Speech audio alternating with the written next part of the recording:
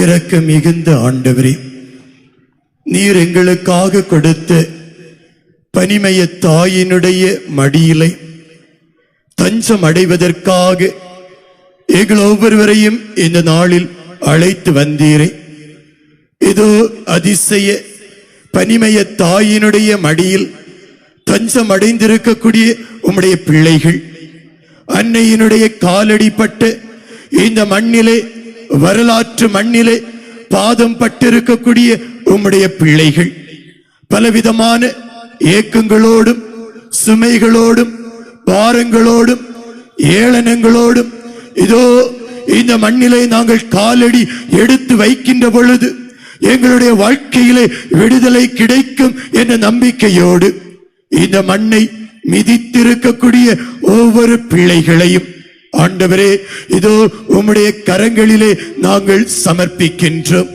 குடும்பத்தை ஆசீர்வதிப்பவளாய், குடும்பத்திற்கு ஆசீரை வழங்கக்கூடியவர்களாய், குடும்பத்திற்கு சமாதானத்தை கொடுக்கக்கூடிய இந்த வியத்தகு அன்னை, பரிசுத்தமாய் வழி நடத்தக்கூடிய இந்த பனிமய தாய், இன்று எங்களுடைய வாழ்வில் இருக்கக்கூடிய எல்லா விதமான துன்பங்களையும் பனியை போல கரைத்து விடுவார்கள் என்ற ஏக்கத்தோடு இந்த உறைபனி கிடங்குக்குள் காலடி எடுத்து வைத்திருப்பவர்களே, இதோ இந்த இயேசுவை உற்று பாருங்கள். இந்த கிடங்குகளில் காலடி எடுத்து வைத்திருக்கக்கூடிய மகனே, மகளே, நற்கருணையில் வீற்றிருக்கக்கூடிய இந்த வல்லமையான ஆண்டவரை உற்று பாருங்க. இவரை உற்று பார்த்தவர்கள் வெறுமையாய் சென்றது இல்லை. என் ஆண்டவரை உற்று பார்த்தவர்கள் வெறுமையாய் சென்றது இல்லை. அன்னை மரியாள் அன்று கானாவூர் இல்லத்திலே தன்னை தேடி வந்த அந்த மக்களை ஆண்டவரிடம் அழைத்து சென்று அவர் உங்களுக்கு சொல்வதையெல்லாம் செய்யுங்கள் என்று சொன்னது போல இன்று ஆண்டவரே அன்னையினுடைய பாதத்திலே அவர்களுடைய கரங்களை பற்றி பிடித்து இந்த இடத்திலே தஞ்சம் அடைந்திருக்கிறோம். அன்னை மரியாள் எங்கள் ஒவ்வொருவரையும் ஆண்டவருடைய கரங்களிலே ஒப்படைத்து இவர் சொல்வதையெல்லாம் செய்யுங்கள் என்று சொல்லி இருக்கிறார்கள். அப்பா, கடந்த ஒரு வருடம் முழுவதும் எங்களை கண்ணின் மணி போல பாதுகாத்தீரே. இந்த ஊரில் இருக்கக்கூடிய ஒவ்வொரு மக்களையும், இந்த ஊரிலே திருப்பயணமாய் வந்த ஒவ்வொரு மக்களையும், இந்த ஊரிலிருந்து வெளியே இருக்கக்கூடிய ஒவ்வொருவரையும் கண்ணின் மணி போல பாதுகாத்தீரே. அதற்காக நன்றி கூறக்கூடிய இந்த தருணத்தில் வரக்கூடிய இந்த ஆண்டும் உம்முடைய இரக்கம், உம்முடைய வல்லமை எங்களோடு என்றும் இருக்க வேண்டும் என்று உம்மை பார்த்து ஏக்கத்தோடு ஜெபிக்கிறோம். உம்மை பார்த்து ஏக்கத்தோடு ஜெபிக்கிறோம்.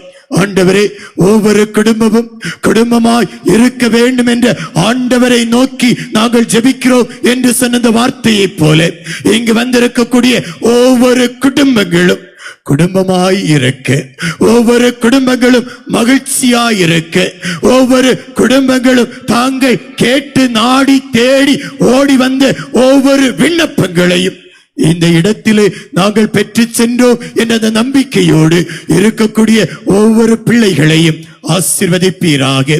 திருப்பாடல் ஆசிரியர் சொல்வது போல ஆண்டவருக்கு பயந்து ஆண்களுடைய குடும்பத்திலே அவருடைய மனைவி கனி தரக்கூடிய திராட்சை செடியாகவும் அவருடைய பிள்ளைகள் ஒலிவ கன்றுகளாகவும் செழித்து வளர்வார்கள் என்று சொன்ன வார்த்தையை போல ஆண்டவரே எங்கள் குடும்பங்களை ஆசீர்வதிப்பீராக.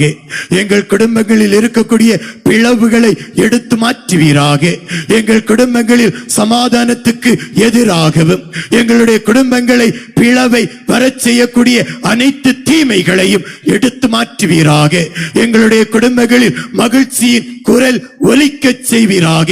எங்களுடைய குடும்பத்தை பிரிக்கக்கூடிய எல்லா விதமான கட்டுகளையும், எல்லா விதமான தீய மனிதர்களையும், எல்லா விதமான தீய சக்திகளையும் இந்த இடத்திலே தெரிவீராக. எங்களுடைய குடும்பம் மகிழ்ச்சியின் குடும்பமாய், எங்களுடைய குடும்பம் மகிழ்ச்சியின் குடும்பமாய் வாழக்கூடிய அந்த நிலையை உருவாக்கி தருவீராக. ஆண்டவரே, நீர் எங்களுக்கு கொடுத்த பிள்ளைகள், நீர் எங்களுக்கு கொடுத்த பிள்ளைகள் மகிழ்ச்சியோடும் சமாதானத்தோடும் உறவோடு வாழக்கூடிய அந்த நிலையை தாரும். குடும்பத்திலே பெற்றோருக்கும் பிள்ளைகளுக்கும் இடையே இருக்கக்கூடிய உறவு சிக்கல்களை எடுத்து மாற்றுவீராக. உறவு நெருக்கடிகளை எடுத்து மாற்றுவீராக.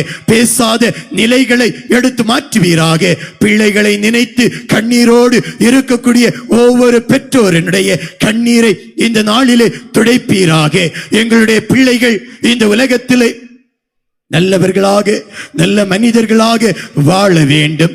அவர்களுக்காக நல்ல எதிர்காலம் வேண்டும் என்ற நிலையோடு ஏக்கத்தோடு இருக்கக்கூடிய ஒவ்வொரு பெற்றோரின் வேண்டுதலை கேட்பீராக. ஆண்டவரே, குடும்ப சமாதானத்திற்காகவும் தங்களுடைய பிள்ளைகளுக்கு நல்ல படிப்பு, தங்களுடைய பிள்ளைகளுக்கு நல்ல வேலை வாய்ப்பு, தங்களுடைய பிள்ளைகளுக்கு நல்ல திருமணம், தங்களுடைய பிள்ளைகளுக்கு குழந்தை செல்வம் என்ற நிலையோடு உம்மை தேடி வந்து நிற்கக்கூடிய உம்முடைய பிள்ளைகளின் வேண்டுதலை கேட்பீராக. அவர்களுடைய கண்ணீருக்கான பதிலை கொடுப்பீராக. நல்ல தொழில் வளம் வேண்டும் என்ற நிலையோடு ஜெபிக்கக்கூடிய ஒவ்வொரு பிள்ளைகளையும் ஆசீர்வதியும். நீ காலடி எடுத்து வைக்கும் இடமெல்லாம் உன்னுடைய இடமாய் மாறும் என்று சொன்னவரே, வலப்புறம் இடப்புறம் விரிந்து பரவுவாய் என்று சொன்னவரே, ஆண்டவரே, அந்த வேலை வாய்ப்புக்காக நல்ல வேலை வாய்ப்பு வேண்டும் என்ற நிலையோடும் வெளிநாடுகளிலும் வெளி மாநிலங்களிலும் உழைத்துக் கொண்டிருப்பவர்கள் தாங்கள் உழைக்கக்கூடிய இடத்திலே உழைப்பினுடைய அந்த வருவாயை தங்களுடைய இல்லத்திலே வைத்து அதன் வழியாக தங்களுடைய குடும்ப வாழ்வு ஆசீர்வதிக்க வேண்டும் என்ற அந்த நிலையோடு தாகத்தோடு இருக்கக்கூடிய உம்முடைய பிள்ளைகளை ஆசீர்வதிப்பீராக.